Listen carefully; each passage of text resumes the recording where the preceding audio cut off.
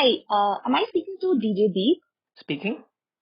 Oh, hi Deep. My name is and I'm calling from hotels. Okay.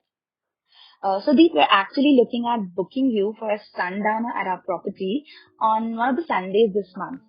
Oh, nice. Yeah, right. But before we proceed any further, would it be possible for you to send us a demo DJ set or a mixtape? Just so we can get an idea of your style and skill. Sure. Just send me your email address and I'll send it across. Awesome, that's perfect. I've just sent you a message as we speak, so I'll be looking forward to your email. Perfect. Thank you so much. Thank you, bye. Time to make a DJ set or a mixtape. Let's go.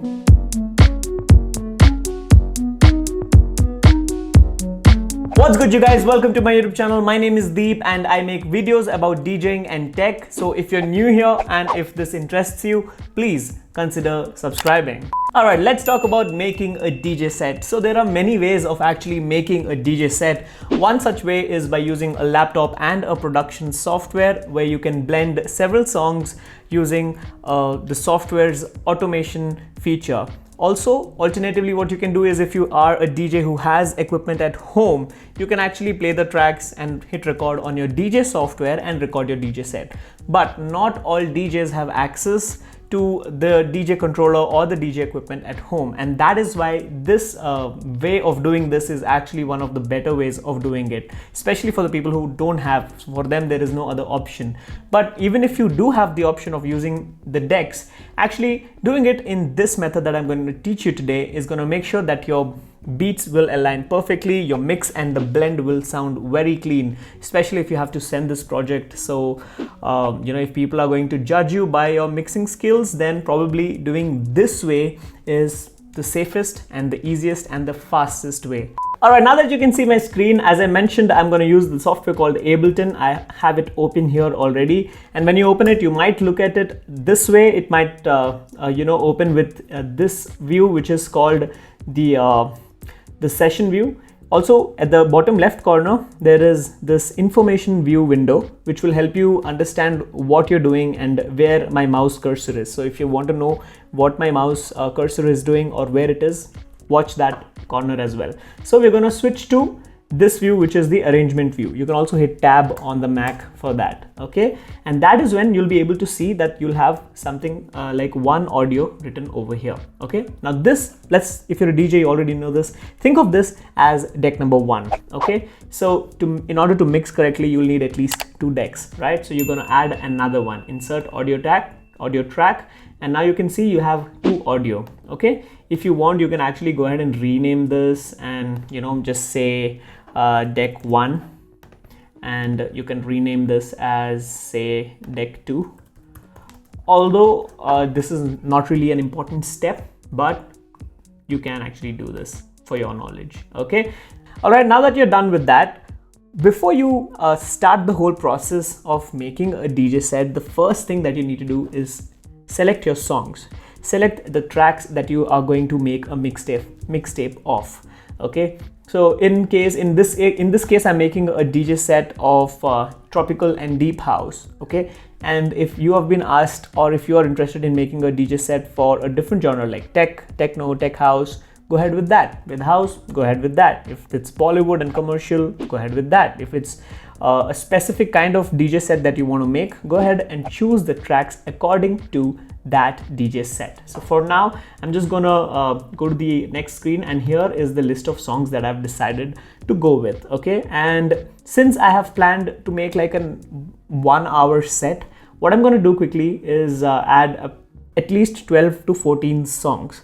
In some cases 10 songs are enough, in some cases 14 songs are enough. So roughly about 12 to 14 is a sweet spot, depending on how well or how quickly or how much of the song do you want to play at once. Okay, after that, I also did one thing, and that is that I made an order, so I know which track will come first and which will come later. After that, another thing that I did is I chose the tracks with key. I have made a video about how to mix in key, using the mixed in key software. You can see the keys of the track. Also, you can use your DJ software, that also gives you the same information.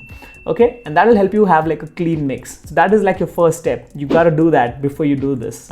Okay, now once you're done, take the track. You can actually select the first track, drag it and drop it into the first deck as in the first audio window. Okay, and then that will load, and as you can see at the bottom here is the sample view. In case you don't see the sample view, it's probably hidden, so you'll have to just double click and this view will open. Okay, this is basically like the clip view. Here what you need to do is prepare your track. That's like your first step right after you import. Preparing the track is basically telling the software what this track is, the speed of the track, and probably telling them where it starts from. Like when you're DJing, you hit Q at the beginning of the track and then you hit play so that you know your beat matching is right. Similarly, what you need to do is go here, zoom in. So if you can see, there's this zoom magnifying glass. You can actually zoom into it like that. Take this arrow, which is the start marker, call it in or bring it in. Bring it as close as possible. The closest the better. Okay, right when the kick starts. So in this case, this track doesn't start with a kick, it starts with like a pad sound. Listen to this. Okay, and what happens now is when you choose this, you probably what you're actually doing is like a DJ, you're queuing it. Okay, that is when you'll go ahead, right click on the arrow and then click on wrap from here straight. Or you can also set the 1:1 or 1 here, but to be honest, when you click on wrap from here, automatically this is set to 1.1. But before you do that, here on the left you can see that there is an option called warp mode. In warp mode, I want you to select complex or complex pro.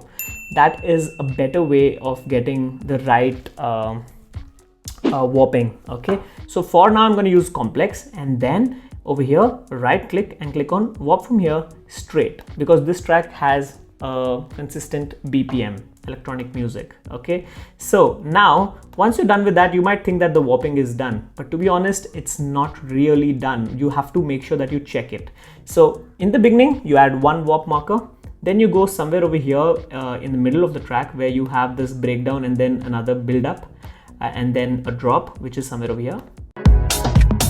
And that also needs to be on the 113th bar, or basically it needs to be at the beginning of the phrase. So we'll just zoom in and you can see that it's slightly out of that 113 number or that marker. So what you're going to do is double click on this dedicated arrow. Okay, that will turn yellow. Bring that in, and everything before that will get warped. Similarly, again, you go all the way till the end over here,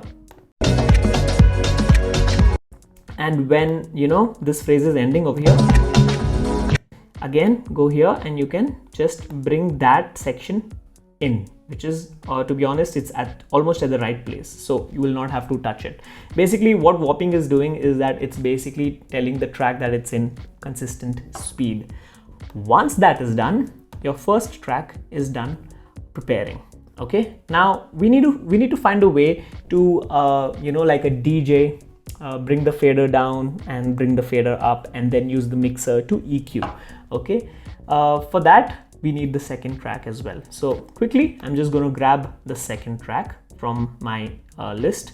Also, you may notice that there is this file which is created, which is the ASD file, which is a file created by Ableton, and that saves all the information that you did, all the changes that you did to the track. Okay, then choose the second track, drag it and drop it in. Now what I'm doing here is, instead of putting it at the beginning of you know, the timeline, what I'm actually doing is I'm placing it right after the first track. Okay, and the reason behind that is because when I listen to this, I don't want to listen to the other track. I'll talk more about it, but then now listen to this. If I zoom in, you'll see that the cue marker is over here. Again, you remember, if you're a DJ, you got a cue at the beginning of the first beat. So we're gonna zoom in, bring the you know, marker or the start marker right at the beginning of the kick sound. This track does start with a kick, so I'm just gonna do that. Right click, click warp from here straight. Okay, and then you will see that it warps from there. When you hit play, it plays from that kick. Okay, then again we have to just check if it is right somewhere over here where the build-up happens and the drop happens. Yeah, okay, that is the second section, which seems to be all right, so I'm not gonna disturb it at the moment, but in case there is a requirement, I would do it while mixing. That is one thing. And then again in the end we'll check once again.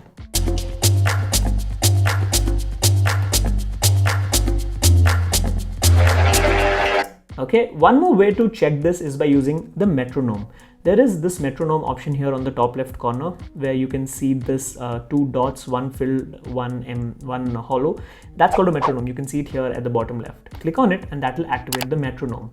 Play the track from the beginning, and if the metronome is playing with the kick sound, the track is timed perfectly or warped perfectly. Okay, so if the metronome and the kick and the track is at the same speed, you've done a good job of warping.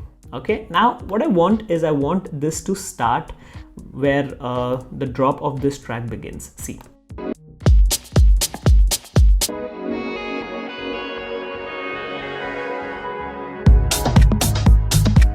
That's where I want to hit like the play button as a DJ. So what I'm going to do is I'm going to just give it a quick listen to understand how this track works.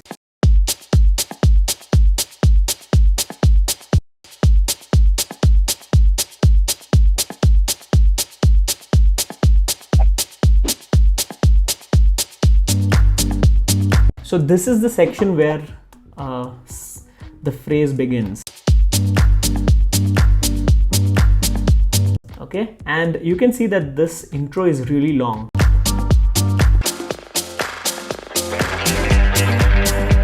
It's a long intro, so you don't have to have the whole intro there. Okay, so what I'm going to do is I'm going to remove some section. Let's see. Let's start mixing and then we'll see where and how we can do that. Also, this track has vocals.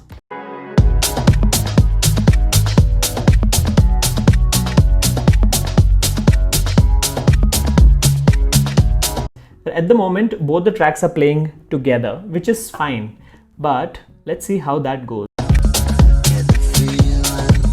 See, I told you they have vocals.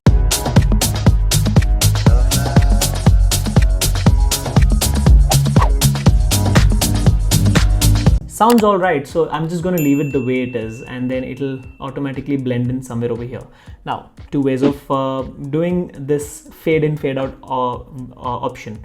Now, if you click here on the deck, there is this section here where it says none. At the moment, you have not selected any automation parameter. So I'm just going to click on that and you'll see there is this fades option. You can click on the fades button and then this little, fade automation shows up. I'm just going to solo it to show you that it will actually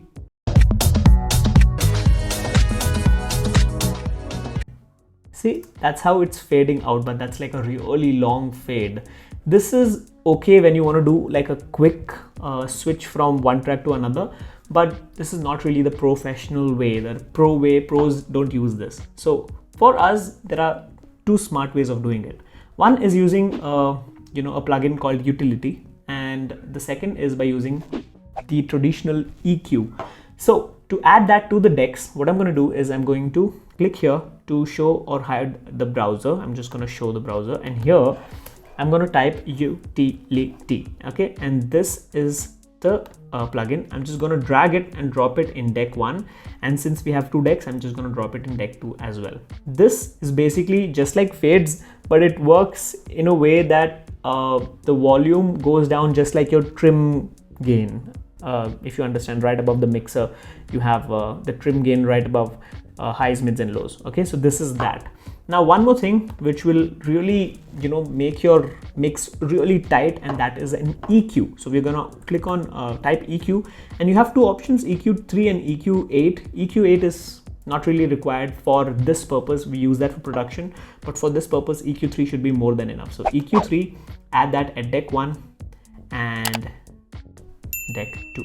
Okay, once that is done, I'm just going to close this browser so that I have more view. And again over here, now I'm just going to go to fades again and then change the fades to utility.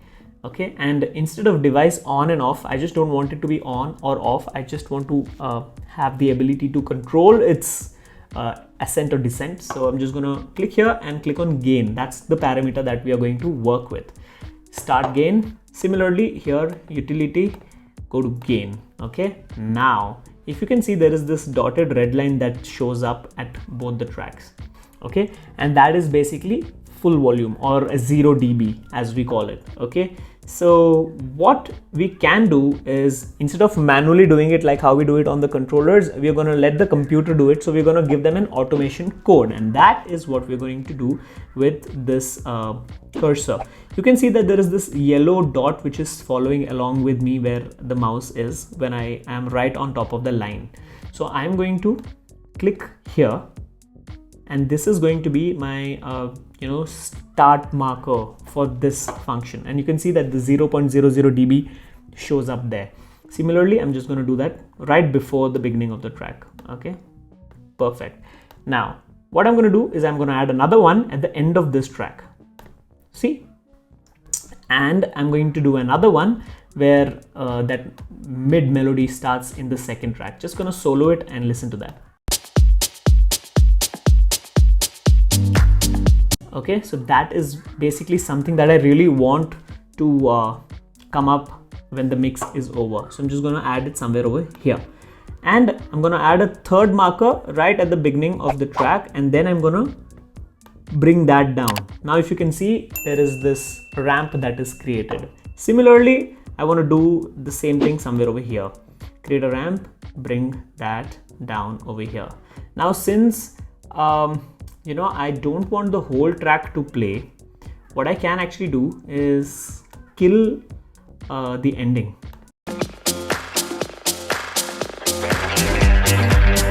By that time I want the track to end. So instead of doing it here, I'm just going to remove this. You can double tap and remove it. Once you're done, we'll start from somewhere over here and then end it somewhere over here. So we are going to do that, and that's like when this comes in and this starts going out. Okay, at one point in time both the tracks will play together, just like how you mix as a DJ. Now let's listen to this. Also make sure that it's not on solo when you do this. Let's go. Now first track is playing, the second track is slowly coming in.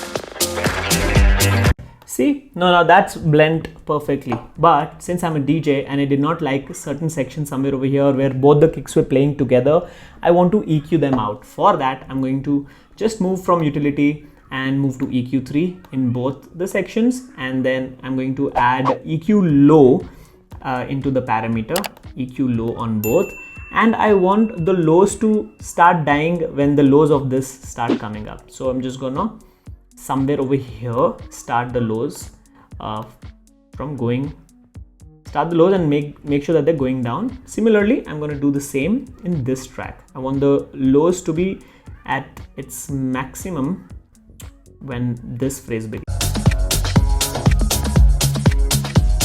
Okay, so I'm going to add that here and add another marker before, okay, and then somewhere in between, and that's how I'm going to bring it down. See, the reason why I'm doing this is because if you don't add this marker, and if you just add one, everything before that will also go down. You don't want to do that. I'll show you why that's important later. But yeah, see, now everything before that doesn't change. Only this track's parameter changes. Now let's listen to this. Also, I think this can be slightly till here. Let's listen to it.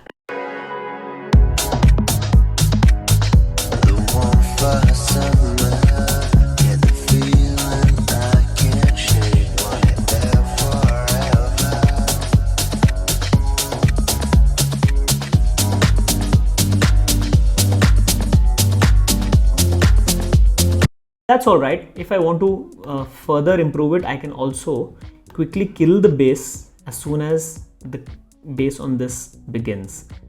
And I can also move this slightly in, say somewhere over here. And I can do the same thing somewhere over here as well.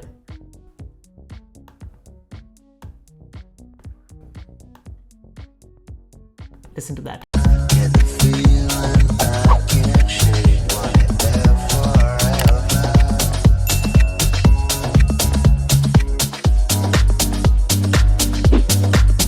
So you can really dig into it. If you don't like that feel, you can just change the parameters and get the mix right. Basically, that's how you do this, okay?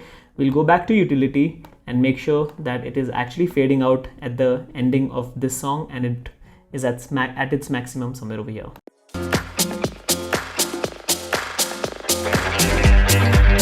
And then the next song continues. Now, before we go ahead with the next song, what I would also like you to do is, if you can see, there is this loop in, loop out point section, okay?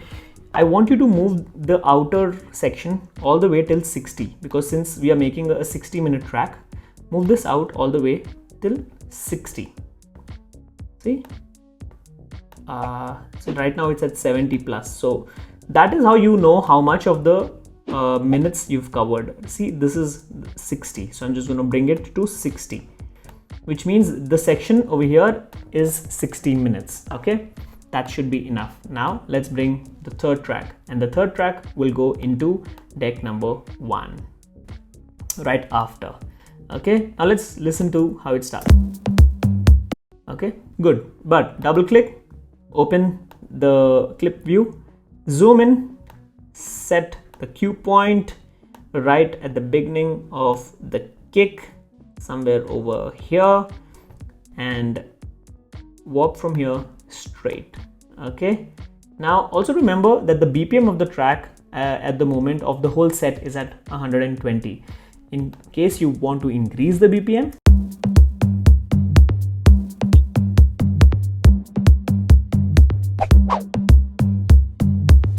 but I want this DJ set to be at 120 BPM, so I'm just going to leave it at 120. Okay, then again, let's bring this in somewhere where this drop happens. Vocals again, so that's okay, not a problem, but let's listen to this and how this sounds.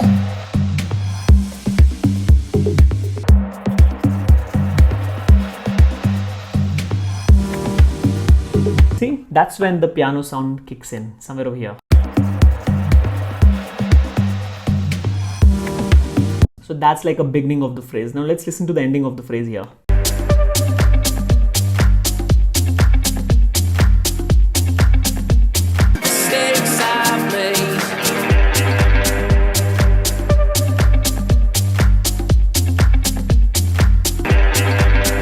That's where the phrase ends.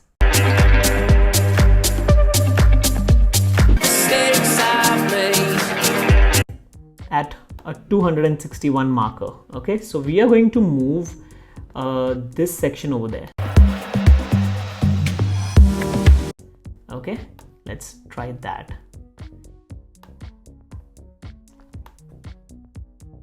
Just gonna cut it till there for now. 261 is over here.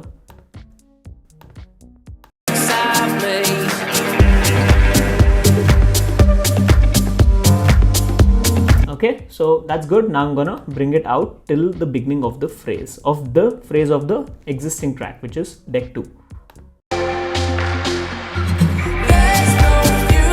Perfect. Okay, now I'm going to make sure that the utility is set to gain, add a marker before and add another marker at the end, and then add a marker in the beginning of the track and bring that down so it fades up, just like a ramp. So in the beginning, only the first track, only the track that is currently playing, which is deck 2, will be audible. And then comes this section where I'm going to add another utility in the beginning, in the end, and one in between and then bring the fade down. Let's listen to that.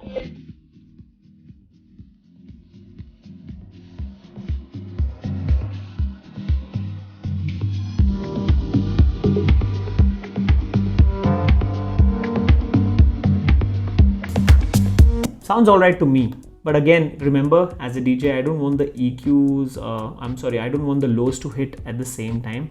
So I'm just gonna kill the lows till somewhere over here, and the lows on the other track will also be done similarly. So 2 markers, bring another marker, bring that down, and then bring this down as well somewhere over here. See? Yeah, somewhere over here.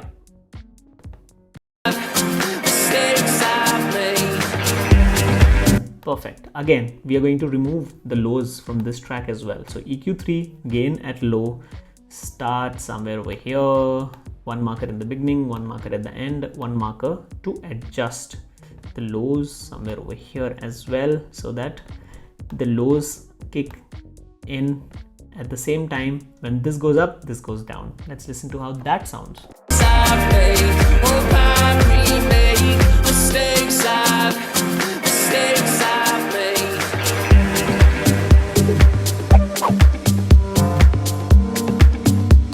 It's all right. Also, if you don't want this to come over here, you can move another phrase forward. It's totally up to you. Okay, but make sure that your exit is also smooth. Let's listen to that.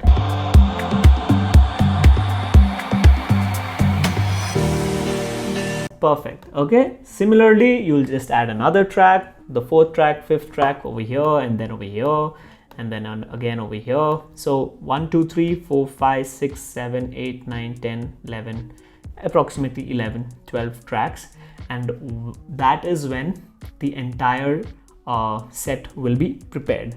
Once that is done, what I want you to do is click on this bar here, and that will select everything under that. See, right now it's selected till 60 minutes. Okay, I'm not going to show you the whole thing because it's just a repetitive method. Just make sure that you use utility, you use EQ3 to carefully mix just the way you would mix on the decks. Okay, but you'll have much more control because you can go back and correct it. That is something which you can't do when you're playing live, mixing live. If you make a mistake, it stays in the recorded set. Okay, now when that's done, select that section, go to live, it's time to export. Sorry, go to file, it's time to export. Click on export audio and video, and then over here you can, if you are using Ableton 8, you'll have the option to either select wave or AIFF. I'm going to choose wave. Make sure the sample rate is unchanged, it's at 4400 bitrate. Do not change basically any other option in this. But one thing which I think I can give you a tip which just came to my mind right now is add a limiter to the master. Let's do that. Let's search for limiter. Okay, add that limiter to the master. Because you're mixing 2 tracks, at some point in time, both the tracks are going to collide. And I don't want the gains of the overall output to go high. So I'm going to add a limiter, and the limiter is set to 3 milliseconds look ahead, and the ceiling is set to minus 0.30, which is slightly below 0 dB, which is basically what we are aiming for. It should not ever go above 0 dB. That's when we'll start clipping. You don't want to do that. So just add limiter, change no settings, leave that there, go to file, click on export. When you click on export, the track will be exported. It might take some time since it's a 1 hour long DJ set, but don't worry, it's gonna be quick. Ableton is amazing. Once you click export, the whole track with the automation that you did will be exported. Okay, and when you click on that track, when you listen to that song, you will have all the changes that you made, and the DJ set will play according to what and how you made it. And that is when you can go ahead and upload it on social media, on Mixcloud, SoundCloud, on a lot of platforms, Demo Drop, even your own Google Drive, in case you want to send it to someone as a demo set, as a mixtape, or just to showcase how well you can do this. What people watch for is how well you can mix and the kinds of songs or the tracks that you choose. basically that is what will make sure if they want to go ahead and book you. If your DJ set is perfect, they will have some confidence in you and they will speak ahead, and that is when you can convert your client to booking you. Okay, and that is the process of creating a DJ set using Ableton. One more thing I just forgot to mention, and that is when this is exported, it'll be in WAV file if you're using Ableton 8 like me. What you want to do then is go ahead and use any MP3 converter, convert the DJ set from WAV to MP3 and then upload, because WAV files are heavy and a 1 hour long WAV file is going to be really heavy or really large. You don't want to upload that. Just convert it into MP3. The quality will not go down drastically. It will still be amazing. Just make sure that you convert from WAV to 320 kbps MP3 and you should be good to go. Cheers. Alright, so there you have it. That is how you can go ahead and create your own DJ sets. Create as many as you want if you have the time, if you're done practicing how to DJ and now it's time for you to upload DJ sets so your audience can listen to you, your friends can listen to you, you can have an online presence. Basically for DJs, this can be like one major content to upload. You can have like once in a month, once in a week. Don't do very frequently, then it doesn't hold any value. But in case if you're doing to create an online presence, maybe once a week or 2 times a month should be great. Go ahead and create your DJ sets, upload them, and you will start having an online presence. People who like your music, like your style of mixing, like your choice of music, would definitely click a follow and make sure that every time you upload, they listen to it when they're working at home, just chilling at home, partying at home, or just having a good time listening to your DJ set. Go ahead. Well, there you have it. I hope you guys enjoyed watching this video today and that you guys got to learn something new. If you guys did, please don't forget to hit that like button and share this video with your friends. And while you're at it, it'll be nice if you can click on that subscribe button and click on that bell icon to get notified every time I upload a new video. That's been it. My name is Deep and I will see you guys in the next one. Happy to help. Okay, add me on Instagram as well. Thank you.